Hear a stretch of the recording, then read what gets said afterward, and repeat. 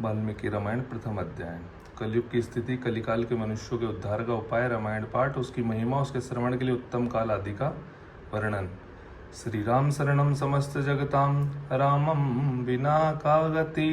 रामायण प्रति अन्यते कलिमलम रामाय कार्य नमः। रामात्रश्यति काल भीम भुजगो रामस्य सर्ववसे। रामे भक्तिर्खंड भवतु मे राम तुमेवाश्रय। श्री राम जी समस्त संसार को शरण देने वाले हैं। श्री राम के बिना दूसरी कौन सी गति है। श्री राम कलयुग के समस्त दोषों को नष्ट कर देते हैं, अतः श्री रामचंद्र जी को नमस्कार करना चाहिए। श्री राम काल रूपी भयंकर सर्प भी श्री राम जी से डरता है। जगत का सब कुछ भगवान श्री राम के बस में है। श्री राम मेरी अखंड भक्ति बनी रहे, हे राम आप ही मेरे आधार हैं।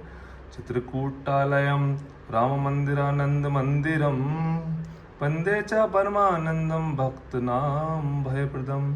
चित्रकूट में निवास करने वाले भगवती लक्ष्मी सीता के आनंद निकेतन और भक्तों को अभय देने वाले परमानंद स्वरूप भगवान श्री रामचंद्र जी को मैं नमस्कार करता हूँ। ब्रह्मा विष्णु महेशाघा यशांसलोक साधका नमामि देवम चिद्रूपम विशुद्धम परमं भजे। संपूर्ण जगत के अविशिष्ट मनोरथ को सिद्ध करने वाले अथवा सृष्टि पालन एवं संहार के द्वारा जगत की व्यवहारिक सत्ता को सिद्ध करने वाले ब्रह्मा विष्णु महेश आदि देवता जिनके अभिन्न अंश मात्र उन परम विशुद्ध सच्चिदानंद परमात्मा देव श्री रामचंद्र जी को नमस्कार करता हूँ तथा उनके भजन चिंतन में मन लगाता हूँ। ऋषि उच्चुः भगवान सर्वमाख्यातम यत् पुष्टाम विदुषम त्वया संसार पास बंधानाम दुखानी शुभोनि च। ऋषियों ने कहा, भगवान आप विद्वान हैं, ज्ञानी हैं, हमने जो कुछ पूछा था वह सब आपने हमें भलीभांति बताया है। संसार बंधन में बंधे हुए जीवों के दुख बहुत हैं। एतत् संसार पाशस्य छेदकः कथम स्मत् कलो वेदोक्त मार्गाश्च नश्यन्ति त्वयोदिता। इस संसार बंधन का उच्छेद करने वाले कौन हैं? आपने कहा है कि कलयुग में वेदोक्त मार्ग नष्ट हो जाएंगे। अधर्म निरंतानां च यातनाश्च प्रकीर्तिता घोरे कलयुगे प्राप्ते वेद मार्ग बहिष्कृते। पाखंडत्व प्रसिद्धम वे सर्वेश परिकीर्तितम। अधर्मपरायण पुरुषों को प्राप्त होने वाली यातनाओं का भी आपने वर्णन किया है। घोर कलयुग आने पर जब वेदोक्त मार्ग लुप्त हो जाएंगे उस समय पाखंड फैल जाएगा, ये बात प्रसिद्ध है। प्राय सभी लोगों ने ऐसी बात कही है। कामार्थता हस्रवेदाश्च लुब्धान्योन्त तत्परा कलो सर्वे भविष्यन्ति स्वल्पायुः पुत्रका। कलयुग के सभी लोग काम देवना से पीड़ित नाटे शरीर के और लोभी होंगे तथा धर्म और ईश्वर का आश्रय छोड़कर आपस में एक दूसरे पर ही निर्भर रहने वाले हैं होंगे। प्रायः सब लोग थोड़ी आयु और अधिक संतान वाले होंगे। स्त्रियाः स्वपोषण परा वेश्या चरण तत्परा पतिवाक्यमनधृत्य सदान्य ग्रह तत्परा दुशीलेश करिष्यन्ति पुरुषेषु सदा स्पृहाम। इस युग की स्त्रियां अपने ही शरीर के पोषण में तत्पर और वेश्याओं के समान आचरण में प्रवृत्त होंगी। वे अपने पति की आज्ञा का अनादर करके सदा दूसरों के घर जाया आया करेंगी। दुराचारी पुरुषों से मिलने की सदैव अभिलाषा करेंगी।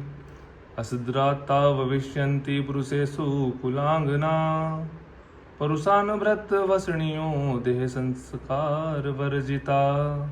उत्तम कुल की स्त्रियां भी पुरुषों के निकट ऊंची बातें करने वाली होंगी, कठोर और असत्य बोलेंगी तथा शरीर को शुद्ध और सुसंस्कृत बनाए रखने के सद्गुणों से वांछित होंगी। वाचालाश्च भविष्यन्ति कलो प्रायेण ये सीता भिक्षवश्चापि मित्रादि स्नेह संबंध यंत्रिता। कलयुग में अधिकांश स्त्रियां वाचाल व्यर्थ बकवास करने वाली होंगी। भिक्षा से जीवन निर्वाह करने वाले सन्यासी भी मित्र आदि के स्नेह बंधन में बंधे रहने वाले होंगे।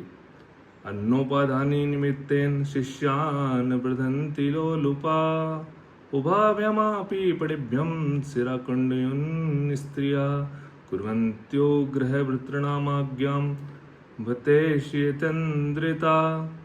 वे भोजन के लिए चिन्हित होने के कारण लोभवश शिष्यों का संग्रह करेंगे। स्त्रियां दोनों हाथों से सिर खुजलाती हुई गृहपति की आज्ञा का जानबूझकर उल्लंघन करेगी। पाखंड डाला पनरिता पाखंड जनसंगिनम यदा द्रजा भविष्यन्ति तदा वृद्धिम गताम कलिम। जब ब्राह्मण पाखंडी लोगों के साथ रहकर पाखंड पूर्ण बात करने लगे तब जानना चाहिए कि कलयुग खूब बढ़ गया है। घोरे कलयुगे ब्रह्मान् जननाम पाप कर्मिणाम मनः शुद्धि विहीनाम निष्कृतिश्च कथम भवेत। ब्राह्मण इस प्रकार घोर कलयुग आने पर सदा पाप परायण रहने के कारण जिनका अंतकरण शुद्ध नहीं हो सकेगा उन लोगों की मुक्ति कैसे होगी। यथा तुष्यति देवेशो देव देवा जगत गुरु ततो वदस्य सर्वज्ञ सूत धर्म भूतांबरम।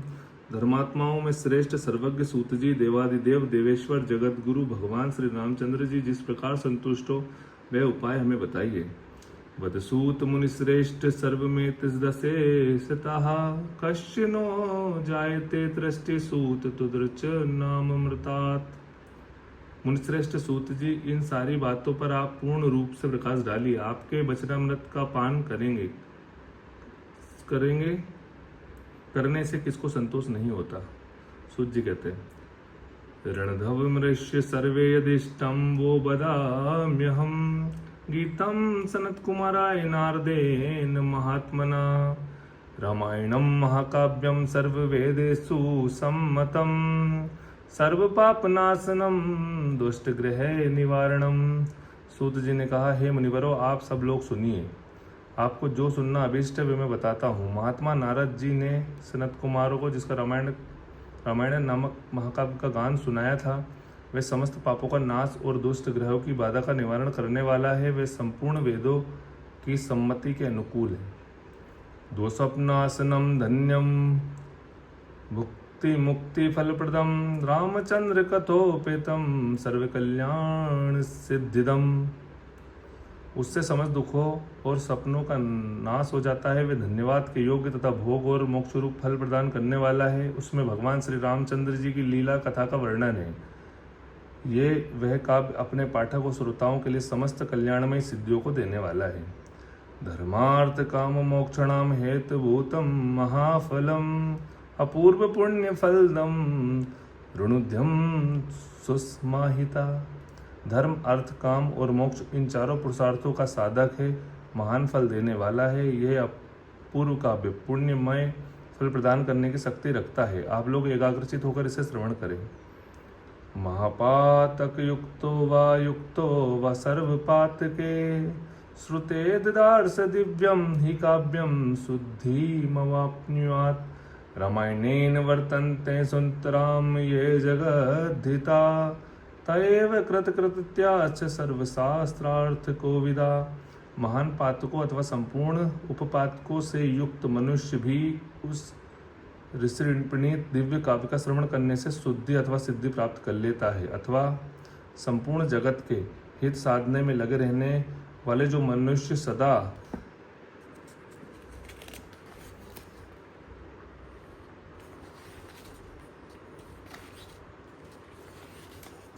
रामायण के अनुसार बर्ताव करते हैं वे ही संपूर्ण शास्त्रों के मर्म को समझने वाले और कृतार्थ हैं। धर्मार्थ काम मोक्षणाम साधनम चद्रज्योतमा श्रोतव्यम च सदा भक्त्याम रामायण पुरातममृतम। विप्रवरो रामायण धर्म अर्थ काम और मोक्ष का साधन तथा परम अमृत रूप है, अतः सदा भक्ति भाव से इसका श्रवण करना चाहिए।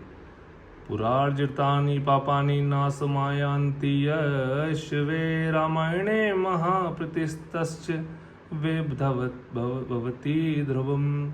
जिस मनुष्य के पूर्व जन्मोपार्जित सारे पाप नष्ट हो जाते हैं उसी का रामायण के प्रति अधिक प्रेम होता है, या निश्चित बात है।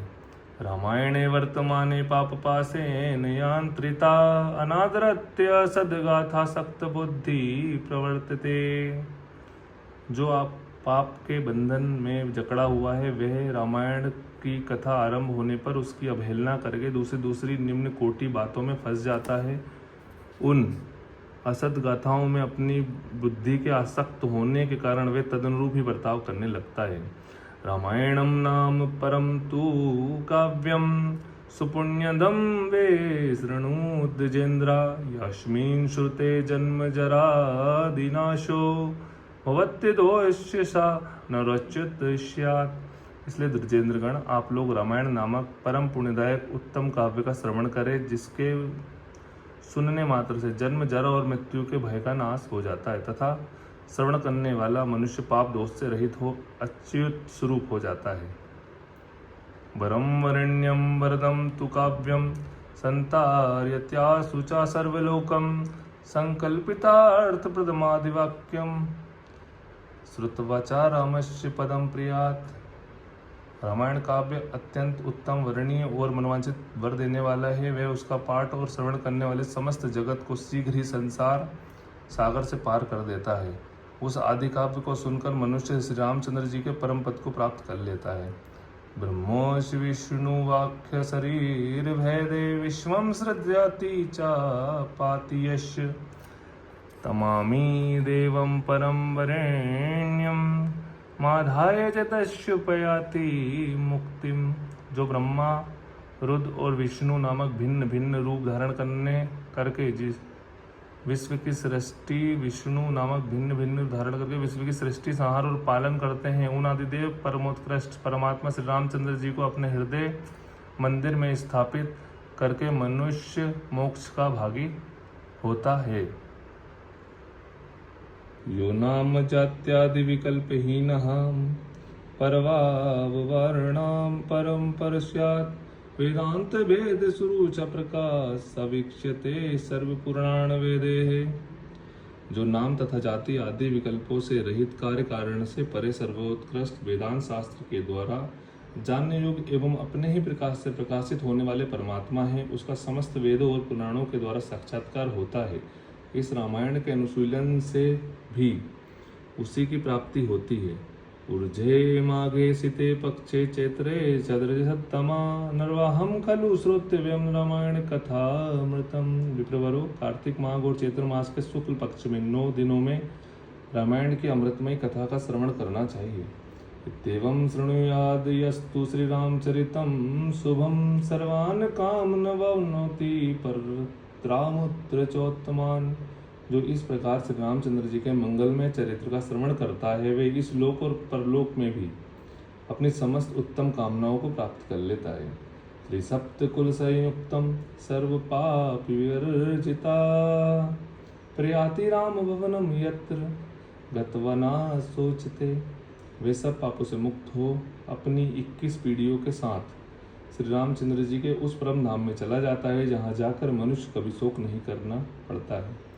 चैत्रे माघे कार्तिके च सिते पक्षे च वाचेत् नवाहस्सु महापुण्यम श्रोतव्यम च प्रयत्नता। चैत्र माघ और कार्तिक के शुक्ल पक्ष में परम पुण्यमय रामायण कथा का नवाह पारायण करना चाहिए तथा 9 दिनों तक इसे प्रयत्नपूर्वक सुनना चाहिए। रामायणमादि काव्यम स्वर्ग मोक्ष प्रदायकम तस्माद् घोरे कलयुगे सर्वधर्म बहिष्कृते नववृद्धीने श्रोतव्यम रामायणम कथामृतम। रामायण आदि काव्य है, ये स्वर्ग और मोक्ष देने वाला है। अतः संपूर्ण धर्मों से रहित घोर कलयुग आने पर 9 दिनों में रामायण की अमृतमयी कथाओं को श्रवण करना चाहिए। राम नाम पराये तु घोरे कलयुगे द्रिजा ताएव कृतकृत्याश्च न कलिवर्धते ही तान। ब्राह्मणों, जो लोग भयंकर कलयुग में श्री राम नामक आश्रय लेते हैं, वे ही कृतार्थ होते हैं। कलयुग उन्हें बाधा नहीं पहुंचाता है। कथा रामायण श्यापि नित्यम भवति यद गृहे तदग्रहम तीर्थ रूपम ही दुष्टानाम पापनाशनम। जिस घर में प्रतिदिन रामायण की कथा होती है, वह तीर्थ रूप हो जाता है। वहां जाने से दुष्टों के पापों का नाश भी हो जाता है। तावत् पापानि देहे अस्मिन् निवसन्ति तपोधना यावन्न श्रूयते सम्यक् श्रीमद् रामायणम नरे। तपोधनो, इस शरीर में तभी तक पाप रहते हैं जब तक मनुष्य श्री रामायण कथा का भलीभांति श्रवण नहीं करता।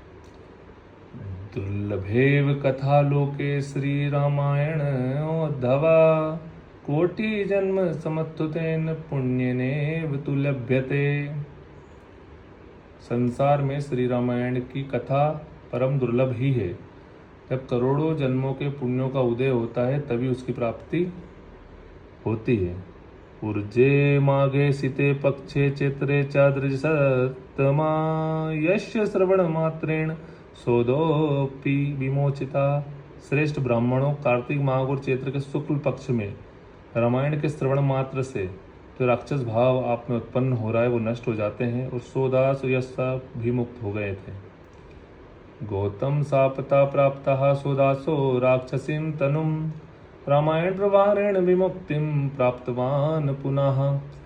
सोदास ने महर्षि गौतम के शाप से राक्षस शरीर प्राप्त किया था। वे रामायण प्रभाव से ही पुनः उस शाप से छुटकारा पा सके थे।